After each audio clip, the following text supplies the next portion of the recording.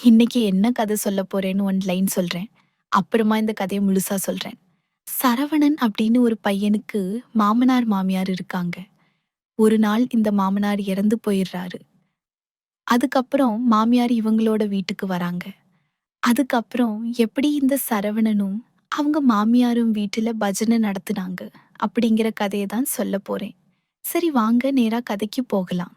சேனல மட்டும் சப்ஸ்கிரைப் பண்ணிட்டு பாருங்க. என்னோட பேரு சரவணன். எனக்கு கல்யாணமாகி 3 வருஷம் ஆகுது. என்னோட பொண்டாட்டியோட பேரு சாந்தி. இப்ப எங்களுக்கு ஒரு வயசுல ஒரு குழந்தை இருக்கு. என்னோட பொண்டாட்டி பார்க்கறதுக்கு ரொம்ப அழகா இருப்பாள். பகல்ல மகாலட்சுமி மாதிரி இருப்பா. ஆனா நைட் நேரத்துல பச்சை தேவதை மாதிரி மாறி என்கிட்ட நல்லா நடந்துக்குவா. எங்களோட வாழ்க்கை இப்படி நல்லா போய்க்கிட்டு இருந்துச்சு. ஒரு நாள் என்னோட மாமனார் இறந்துட்டதா எங்களுக்கு ஃபோன் வந்துச்சு. நானும் என்னோட மனைவியும் அங்க கிளம்பி போனோம். என்னோட மாமனார், மாமியாருக்கு என்னோட பொண்டாட்டி மட்டும்தான் ஒரே பொண்ணு. பையன் யாருமே கிடையாது. அதனால நான் அவருக்கு எல்லா கடமையையும் செஞ்சேன். 15 நாளைக்கு அப்புறமா நாங்க 2 பேரும் எங்க ஊருக்கு வந்துட்டோம். ஆனா என்னோட மனைவி இன்னும் பழைய நிலைமைக்கு வரல. அங்க அவங்க அம்மா வீட்ல தனியா இருந்தாங்க. அதனால இங்க கூட்டிட்டு வரலாம்னு என்னோட மனைவி என்கிட்ட சொன்னாள். நானும் சரி கூட்டிட்டு வா அப்படின்னு சொல்லிட்டேன். இவள் போய் அவங்கள கூட்டிக்கிட்டு என்னோட வீட்டுக்கு வந்தாள். வேலைக்கு போயிட்டு நான் வீட்டுக்கு வந்தேன். என்னோட மனைவியும் என்னோட மாமியாரும் வீட்ல இருந்தாங்க. எனக்கு என்னோட மாமியார பார்த்ததுமே ஒரு நிமிஷம் அதிர்ச்சி ஆகிட்டேன்.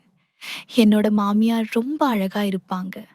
எப்பவுமே நெத்தியில பொட்டு வச்சுக்கிட்டு மங்களகரமா இருப்பாள். அவ மேல அதுவரைக்கும் எனக்கு எந்த ஒரு தப்பான எண்ணமும் வந்ததே கிடையாது. ஆனா இப்ப அவ பார்க்கும்போது உள்ளுக்குள்ள எனக்கு என்னமோ பண்ணுச்சு. நெத்தியில பொட்டு இல்லாம, கழுத்துல தாலி இல்லாம, தாலிக்கு பதிலா ஒரே ஒரு செயின் மட்டும் போட்டிருந்தாள். ஒரு சோகமான முகத்தோட அவள வேற மாதிரி பார்க்க ஆரம்பிச்சான். என்னோட மாமியாரோட பேரு காமாட்சி. அவளுக்கு வயசு 47 ஆகுது. என்னோட மாமியார் எனக்கு பக்கத்துல சோஃபால உட்கார்ந்து இருந்தாள். நான் அவள வச்ச கண்ணு வாங்காம பார்த்துக்கிட்டே இருந்தேன். இந்த நேரத்துல என்னோட மனைவி இந்தாங்க காஃபி அப்படின்னு கத்துனா. அப்பதான் எனக்கு சுயநினைவு வந்துச்சு. என்ன யோசனையில இருக்கீங்க, பக்கத்துல இருக்கிறது கூட தெரியாம என்ன பண்ணிக்கிட்டு இருக்கீங்க அப்படின்னு கேட்டாள். இல்லம்மா தலை வலிச்சுச்சு. ஆபீஸ்ல வேலை டென்ஷன் அப்படின்னு சொல்லி என்னோட பொண்டாட்டிய சமாளிச்சேன். அவள்ட்டும் உள்ள போனதுக்கு அப்புறமா திரும்ப என்னோட மாமியார பார்த்துக்கிட்டு இருந்தேன். கொஞ்ச நாள் இப்படியே போச்சு. எல்லாருமே சந்தோஷமா பழைய நிலைமைக்கு வந்தாங்க. ஆனா என்னால முடியல. என்னோட மாமியார விதவை கோலத்துல என்னால பார்க்கவே முடியல.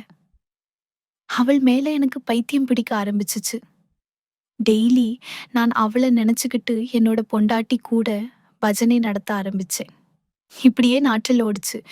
இப்போ என்னோட மாமியார் எங்க வீட்டுக்கு வந்து 3 மாசம் ஆச்சு. எனக்கு தண்ணி அடிக்கிற பழக்கம் இருக்கு. வெளியில போய் குடிக்க மாட்டேன். வீட்டிலே வாங்கியாந்து குடிப்பேன். என்னோட மனைவியும் எதுவும் சொல்ல மாட்டாள்.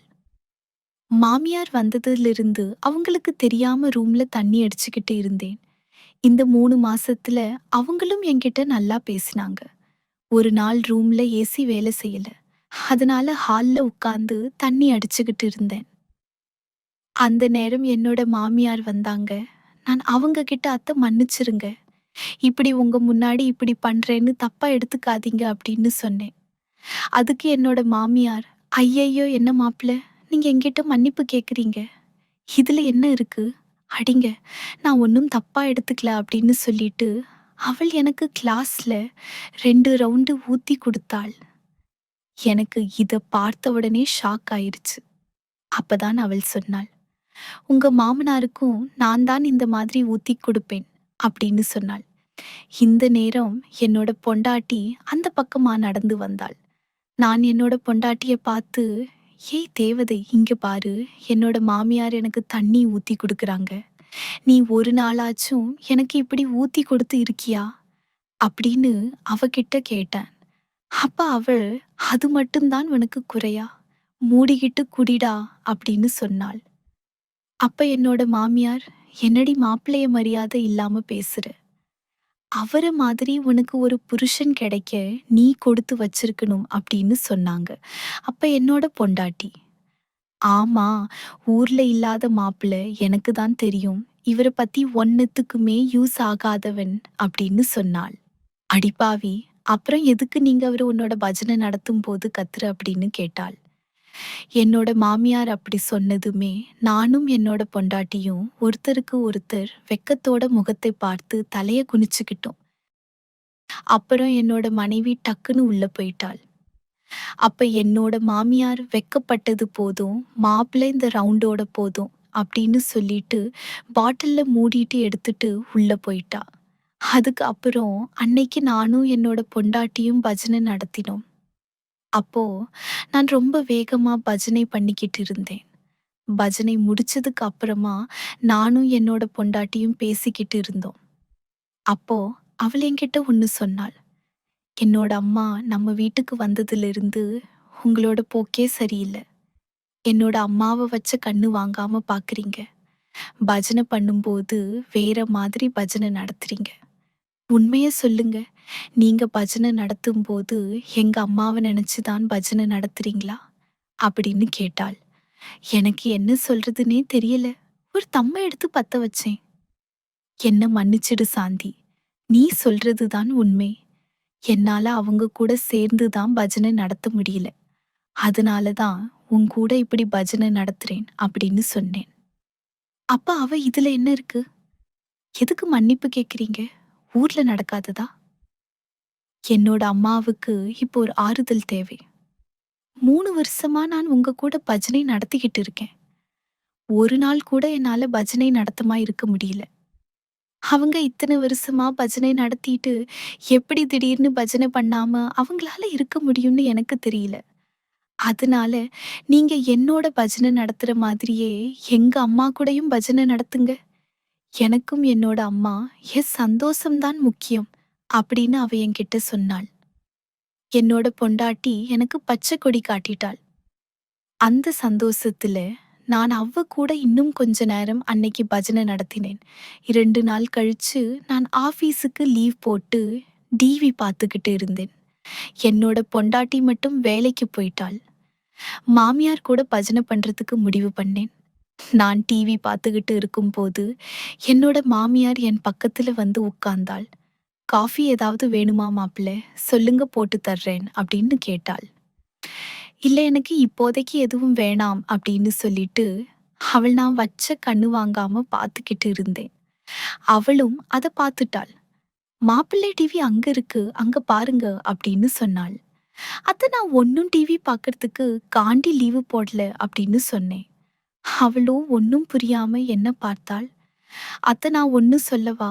நீங்க எதுவும் தப்பா எடுத்துக்க கூடாது அப்படின்னு கேட்டேன். என்ன மாப்பிள்ளை சொல்லுங்க. நான் எதுவும் தப்பா எடுத்துக்க மாட்டேன் அப்படின்னு சொன்னாள். மாமா போனதுக்கு அப்புறம்தான் நீங்க ரொம்ப அழகா ஆகிட்டீங்க அப்படின்னு சொன்னேன். அதுக்கு அவ அப்படியா? என்ன மாப்பிள்ளை இப்படி பொய் சொல்றீங்க? நானே கழுத்துல தாலி இல்லாம சும்மா இருக்கேன். என்ன போய் இப்படி சொல்றீங்க அப்படின்னு சொன்னாள். இப்படியே நாங்க 2 பேரும் பேசிக்கிட்டு இருக்கும்போது நான் அவ விளையாடுறதுக்கு வச்சிருந்த பலூனை பார்த்துக்கிட்டே இருந்தேன். அப்ப அவள் என்னை பார்த்து, "என்ன மருமகனே, அங்கேயே பார்த்துக்கிட்டு இருக்கீங்க?" அப்படின்னு கேட்டாள். "அத்த அந்த பலூனை எடுத்து விளையாடணும் போல இருக்கு" அப்படின்னு சொன்னேன். இத கேட்ட உடனே அவள் என்ன மருமகனே சொல்றீங்க? அதெல்லாம் வேணாம். என்னோட பொண்ணுக்கு தெரிஞ்சா என்னோட மானமே போயிரும். வேணாம் அப்படின்னு சொன்னாள்.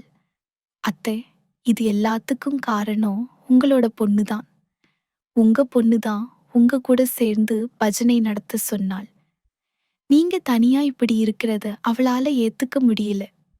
அவள் மாதிரியே நீங்களும் சந்தோஷமா இருக்கணும்னு தான் அவ உங்க கூட பஜனை நடத்த சொன்னாள்.